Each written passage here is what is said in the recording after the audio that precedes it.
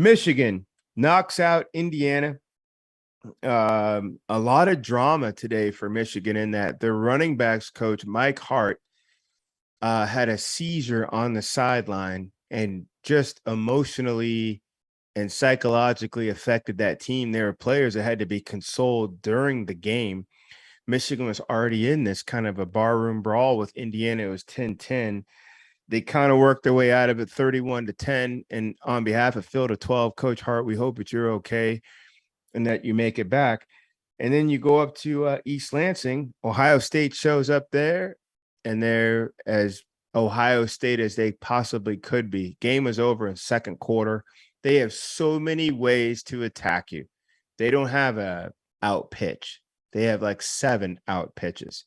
So once you start sitting on 1 or 2 of them, the other 5 come at you. Hack, I'm going to start with you. This feels like your beat. Yep. What's more likely? Michigan can will their way through an undefeated season until they have to go to Columbus, or somebody along the way could find out how to slow down Ohio State and possibly get them into extra innings.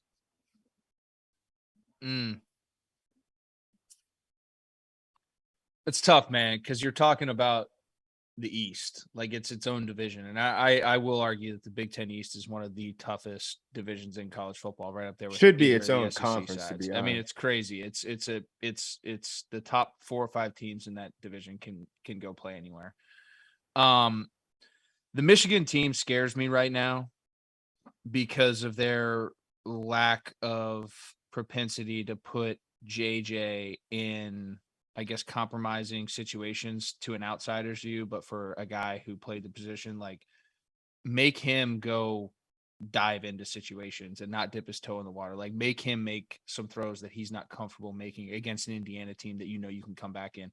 And I thought they still had training wheels on him for the first half of this game. And then the second, they started opening it up the second half, and he ended up going on and throwing for 300 yards. And that's great. But I think you need to push him earlier if you're Jim Harbaugh, especially since that's the decision you made to replace a guy who beat Ohio State, which is one of the things you just mentioned, won you a conference championship, which is something they haven't done in a really long time, and then got a berth in the college football playoff, which has never happened before in school history because it hasn't been around that long. But Michigan also hasn't been relevant for a while like that in that sense as well. So when you replace a guy like that, you know, I think you got to really push the kid to reach that standard. So to answer your question, I think Michigan stumbling in there, you know, I'd flip it on its head. I think Ohio State's going to roll, and I think Michigan could actually trip up coming off being the reigning Big Ten champs. I think they could trip up and slip up and run into something. They got Penn State in next week.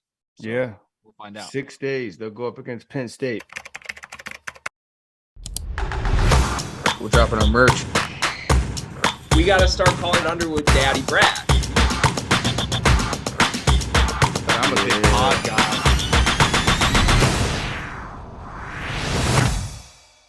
Breaking news. The Field of 68 has an online store, and it's your one-stop shop for the latest and greatest merch in college basketball and college football. You can find shirts to support your favorite team, make fun of your rival team, or boast Field of 68 catchphrases like Daddy Brad, Cussin' and Discussin', and the Star Heels. Go to www.fieldof68.shop today and enter promo code TOUCHDOWN for 20% off at checkout.